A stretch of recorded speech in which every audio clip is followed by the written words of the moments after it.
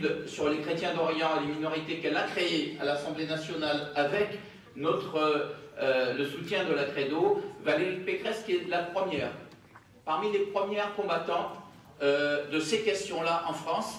C'est la première à s'être engagée sur ces questions, la première à soutenir le combat pour les crimes contre l'humanité. Je voudrais qu'on la remercie et qu'on l'applaudisse fort.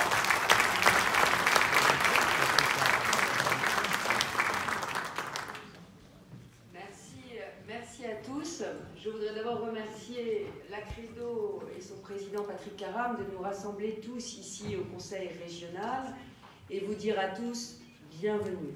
Bienvenue à vous tous qui représentez à la fois les églises chrétiennes, mais aussi orthodoxes, catholiques, orthodoxes, arméniennes, maronites, syriaques, chaldéennes, je vais en oublier. Donc merci à vous tous qui représentez les chrétiens d'Orient, merci à vous tous aussi qui représentez la communauté musulmane, les communautés musulmanes. Et je voudrais aussi remercier tous ceux d'entre vous qui représentent le pouvoir politique. Le pouvoir politique, donc ministres, députés, représentants des gouvernements étrangers qui êtes ici, ambassadeurs. Je voudrais saluer aussi tous les parlementaires français. Vous aurez l'occasion tous de faire connaissance, plus ample connaissance, dans le courant de la journée, mais peut-être aussi au dîner, avec un certain nombre de parlementaires français, de toutes les familles politiques qui sont engagées aujourd'hui dans la cause, dans la défense de la cause des chrétiens d'Orient. Je voudrais saluer aussi Viande Dakil, qui représente ici le combat des femmes yézidis. Vous êtes venus de très nombreux pays.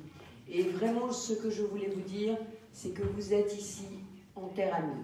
Vous êtes ici en Île-de-France. La région a voté à l'unanimité sur ces bancs sur lesquels vous êtes aujourd'hui assis, le principe que nous serions une région amie des chrétiens d'Orient et amie des minorités persécutées en Orient. Donc c'est notre credo à nous, si je peux le dire ainsi, si je peux faire ce jeu de mots.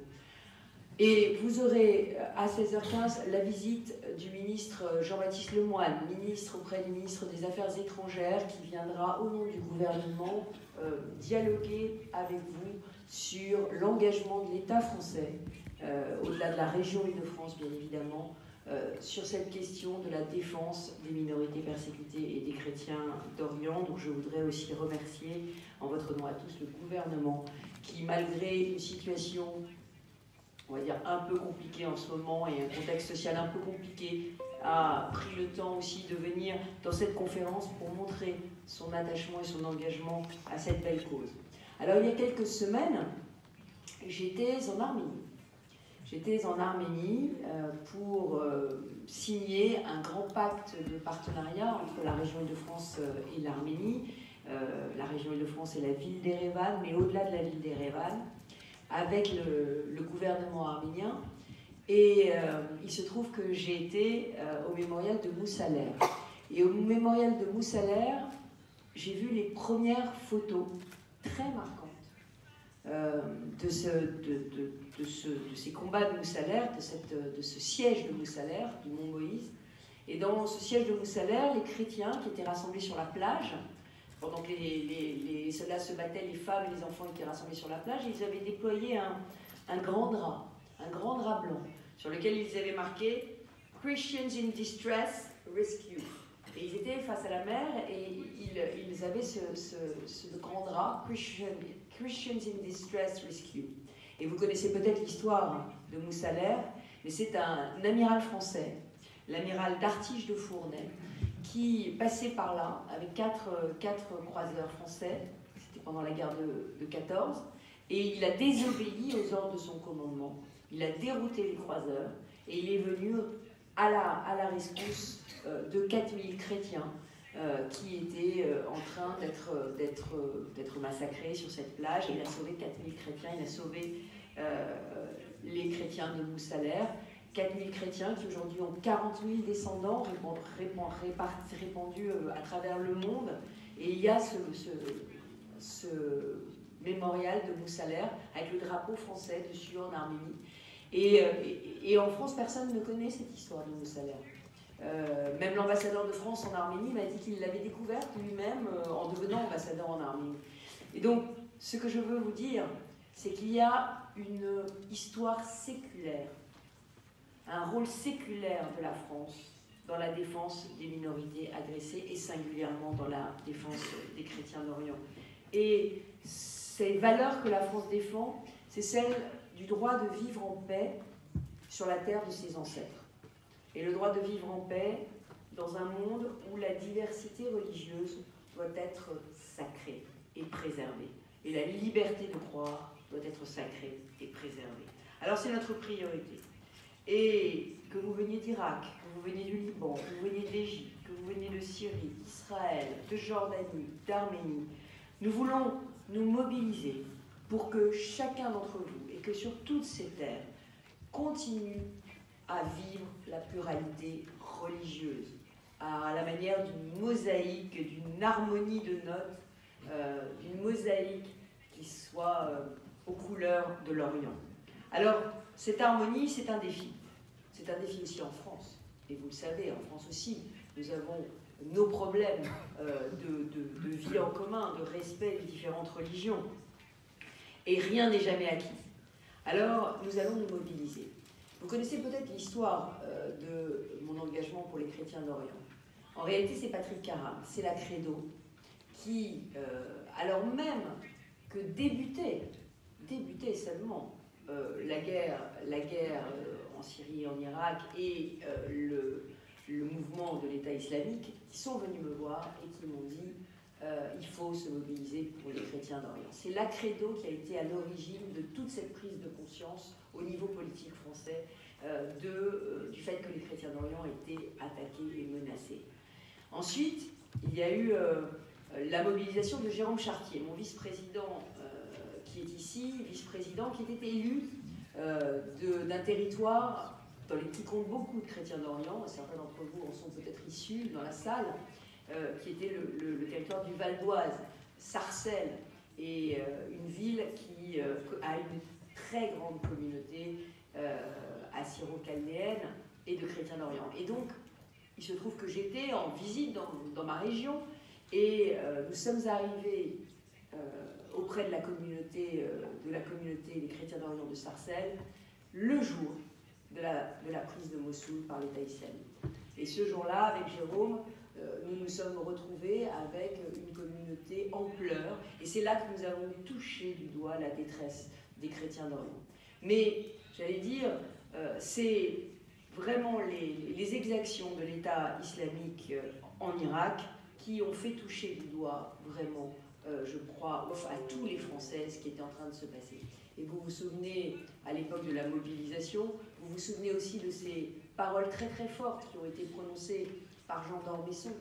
Jean d'Ormesson, qui a été pour moi un ami très, très cher, un soutien aussi très fidèle, mais qui était surtout un immense écrivain français et qui a dit à ce moment-là, nous avons tous été des juifs allemands, nous devons tous aujourd'hui être des chrétiens d'Orient, attention, il y a un risque de génocide. Et je crois que c'est à ce moment-là que nous avons tous décidé de prendre, j'allais dire, de porter l'étendard de la défense des chrétiens d'Orient. C'est à ce moment-là que j'ai décidé de demander la création d'un groupe d'études sur la défense des chrétiens d'Orient et des minorités persécutées par l'État islamique. Ça a été très difficile de créer ce groupe, parce que nous sommes un État laïque, la France, et que l'Assemblée nationale avait beaucoup de mal à admettre qu'on puisse parler du mot chrétien dans un groupe d'études à l'Assemblée nationale française. Donc il y a eu un blocage au démarrage. Et puis finalement, le ministre des Affaires étrangères lui-même, Laurent Fabius, a demandé à l'Assemblée nationale de lever ce blocage. Et c'est comme ça que nous avons créé ce groupe d'études qui a commencé à travailler d'abord sur l'accueil des chrétiens d'Orient en danger, et nous avons lancé une initiative en Île-de-France qui était celle des maires et des municipalités, des villes qui se sont mobilisées pour l'accueil des chrétiens d'Orient, et ça a été la première chaîne que nous avons lancée de solidarité à ce moment-là. Et je voudrais vraiment le dire, nous nous sommes retroussés les manches. Et nous avons évidemment commencé par faire de l'aide humanitaire. Mais il ne suffisait pas de faire de l'aide humanitaire, il fallait aussi faire de l'aide politique.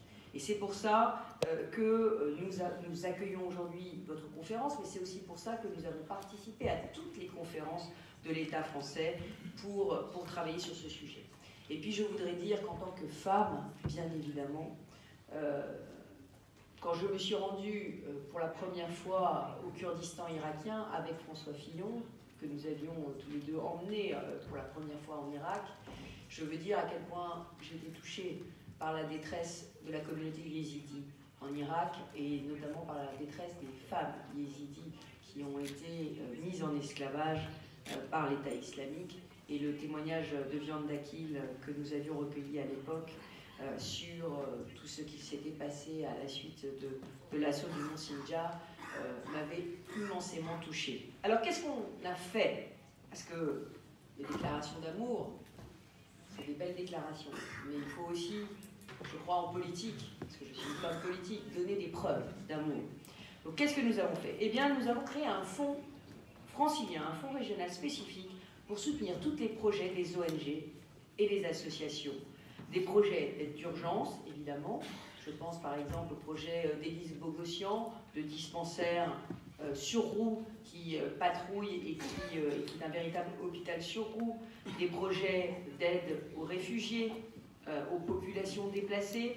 Mais nous voulons aussi soutenir des projets de longue haleine. Et c'est pour ça que nous sommes réunis aujourd'hui. C'est pour qu'à l'issue de cette journée, il y ait encore plus d'initiatives concrètes qui voient le jour. Et c'est pour être évidemment à vos côtés et pour mobiliser tous les fonds disponibles ici en France pour vous venir en aide. Il s'agit de reconstruire des logements, il s'agit de reconstruire des écoles, des infrastructures, de vous donner meilleur accès aux soins, à l'éducation, de soutenir aussi la jeunesse et les partenariats avec la jeunesse de vos pays. Alors, je citais Élise Bogossian, mais nous avons fait avec elle aussi une initiative d'accueil de jeunes orphelins. L'année dernière, en Ile-de-France, nous avons accueilli aussi des jeunes yézidis. Donc, nous sommes vraiment en soutien des actions humanitaires.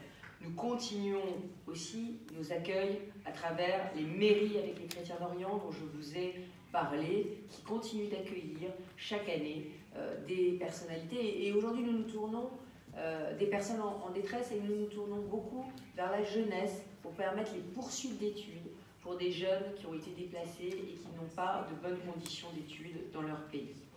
Et puis, depuis 2016, la région a débloqué plus de 1 500 000 € pour financer des projets. Alors, particulièrement au Liban. Au Liban, vous savez que nous avons signé un partenariat extrêmement fructueux avec Beyrouth. Je suis venue à Beyrouth avec mon ami Xavier Emmanuelli, ancien ministre que certains d'entre vous connaissent, qui a fondé le SAMU social à Paris et qui aujourd'hui travaille à fonder un SAMU social dans les rues de Beyrouth pour les enfants à la rue. Donc nous travaillons avec le Liban, avec Beyrouth, nous travaillons évidemment avec la Syrie et nous travaillons aussi en Syrie et en Irak. Alors en Irak, avec Jérôme Chartier, nous avons décidé de soutenir un projet d'institut culturel à Mossoul qui sera financé par la région Île-de-France. Nous avons choisi aussi de travailler à la rénovation et à la réhabilitation de l'université, lieu évidemment très symbolique pour animer la vie sur place, la culture, la francophonie.